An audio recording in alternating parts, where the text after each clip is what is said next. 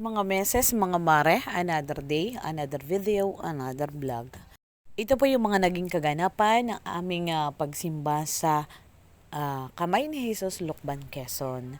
Madaling araw pa nga lang po mga meses, mga mare ay gising na kaming mag-anak dahil kami po ay sisimba sa Lukban, Quezon sa Kamay ni Jesus. Kaya kailangan maaga kaming bumangon at yan nga po kumain ng aking mga anak at kaming mag-asawa naman ay kumain na rin after po na magluto ni Agum ay kami po ay nandiyan na sa Lukban, Quezon sa umaga.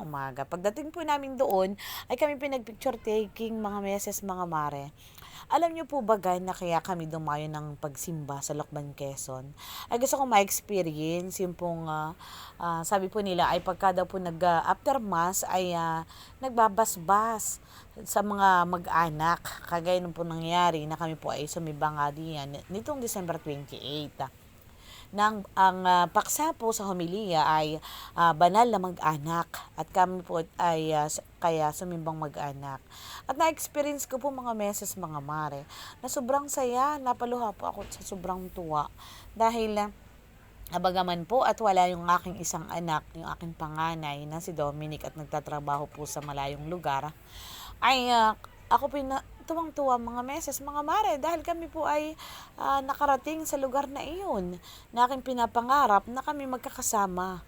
At yun nga po mga meses, sabi nga po ay walang pagsidla ng aking kaligayahan. Yan po ang aking pamilya.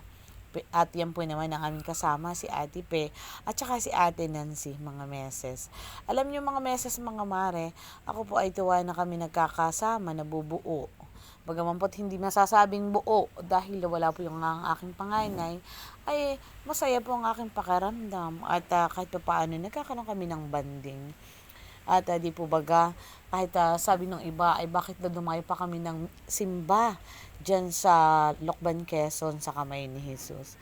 Ay gusto ko po namang ma-experience na kami sama-samang sumimba diyan. Dahil kami po sumimba ng minsan na magkakabarkada. Gusto ko na may kami namang mag-anak o di po baga. Kahit pa sabihing malayo, ako po naman ay iba yung naramdamang saya at ligaya. At after nga po ng mass, mga meses, mga mare, dumaan kami dyan sa wishing well. At yan nga po ay yung asawa ko tuwan-tuwa at siya po ay nakapagpa-shoot nung kanyang coins. Ang wish daw po niya ay manatiling malusog kaming mag-anak ay sapat na. At ang ginawa ko po mga meses, mga mare, sabi ko sa kay Agum, ay siya po na lamang yung umakyat sa taas dahil hindi ko kaya. Bukod sa, sa hindi kaya, ako po naman ay nakaakyat na doon. Ay gusto ko, sabi ni Agum, gusto naman niya ma-experience na umakyat sa taas. Bukod doon mga meses, mga mare, ay yung aking anak, si Stephanie, ay before po kami pumunta dyan sa Kamay ni Jesus, siya po nawala ng malay at dahil nga po siya may sakit, bawal sa kanya mapagod, may stress. Kaya ang sabi ko doon sa aking anak, huwag na siya umakyat at ako na lang ay gagabay sa kanya doon sa baba kami.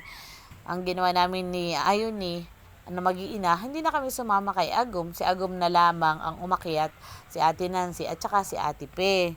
At diyan nga po mga meses, mga mare, kinuha ni Agum yung cellphone ko at siya nag-video na yan. O di po baga, sabi na Agum ay ako aakyat Agum at gusto ko na ma-experience yung makaakyat sa taas.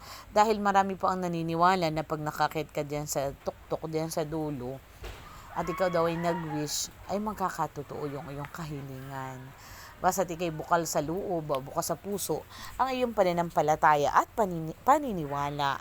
Bawat kanto po ng pag-akyat diyan, meron po mga istasyon, no? Mga istasyon na kagaya po na yan ang pagkapasa ng krus ni Jesus. Ayan, gusto daw niya ma-experience, di sa makatuwid, siya po ay umakyat sa taas, kasama si Ate Pet at Ate Nancy.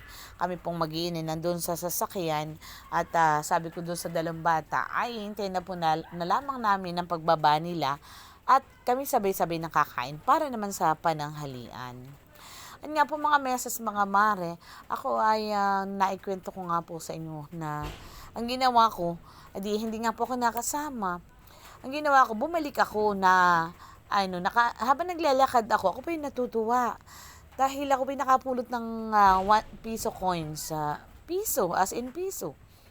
Ang ginawa ko, kinuha ko yung piso at ako bumalik at nag-shoot ako doon sa banga. At ako'y nag-wish. Abay, nakakatuwa mga meses, mga mare. At shoot! Para nag-slow motion yung coins.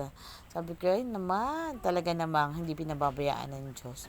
At saka ang isa pang nakakatuwa ay nakakataba ng puso ay talagang pinaramdam sa akin ng Panginoon na hindi niya kami pinababayaan dahil yung pong pagpaplanong pagsimba diyan sa totoo lang mga meses mga mare ay noon pa namin na pinagplanuhang magkakabarkada ay hindi natuloy dahil nagkaroon na kami ng problema. Tapos yun nga po, nagkataon naman na sabi ko ay tamang-tama na para sa mag-anak yung homilya ng misa nung araw na iyon para sa banal na mag-anak. Ay di, bagang kaming mag-anak ay sumimba. Hindi po bagang mga mesas, mga mare. At kami nag-commute. Nag-commute po kami dahil wala nga po kaming service pagbalik. Nung papunta ron, kami po yung nakisakay. Tapos pagbalik ay kami nag-commute. At sa mga tuwid, mga meses, mga mare, ay kami nga po ay natuloy. Pero bago po matuloy kami nung gabi, yung aking anak na si Stephanie, sumama yung pakiramdam. At sa awa naman ng Diyos po ay bumuti ang kanyang pakiramdam, kaya kami natuloy. Ayan po, at nakababa na po sila Ate Pe, at saka sila Ate Nancy, at saka si Agom. Ay di, dyan sa lugar na yan, dyan kami kumain. After kumain, ay nag-picture taking, nag-video, nag-post. Ay di, sa makatid mga meses, mga mare, ay naglibang. Diyan po sa kamay ni Jesus, ay bukod sa nakasimba ka na, ay malilibang ka pa. Yan po yung mga tanawin dyan sa kamay ni Jesus sa Lokban, Quezon. Pag kayo po yung nakarating diyan, ay sigurado pong kayo mag-enjoy. At marami nga, bukod po doon, ay napakalinis ang paligid. Talagang disiplinado mga tao. At yan po naman, ay doon sa kinainan namin, wala ka pong babayaran. Basta may baon kang kanin at ulam, wala ka pong babayaran mga meses, mga mare. At donasyon lamang, ang ginawa ko po, nag-donate ako ng 50 pesos para po doon sa kubo na aming pinagkainan namin. At yun nga po, kami may baong kanin at ulam.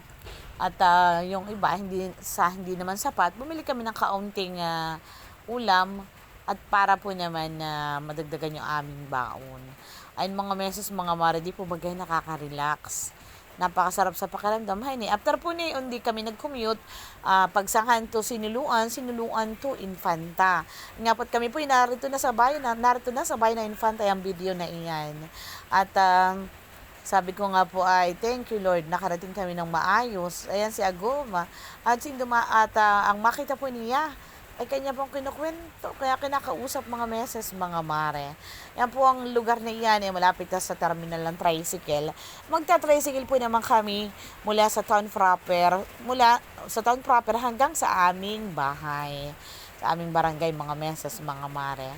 O di po baga, sabi nga po, wala man kaming handa ng Pasko, kami po naman ay sumimba after Christmas, dyan sa kamay ni Jesus sa Lokban, Quezon. Ay di po baga masayahan At kahit pa paano ay naiparamdam namin sa Panginoon ang ang aming pagbati ng kanyang pagsilang. Ayun, mga meses, mga mare, maraming salamat po sa inyong panunood. At nawa po ay ngayong 2026, ngayong taong 2026, kapayapaan at pagmamahalan ang maghari sa bawat isa sa atin. Ayan po mga meses, mga mare, ayan po yung aming tahanan. Kami po ay nakarating ng ligtas at walang anumang nangyari. Salamat po sa inyong panunood. Thank you for watching. Bye-bye! At belated Merry Christmas and Happy New Year, mga meses, mga mare. Please follow me sa aking FB account, ang Desiree F. Romano. At please subscribe to my YouTube channel at Desmix TV. Salamat po sa inyong palagiang pagsuporta at pagsubaybay sa aming buhay. Salamat po!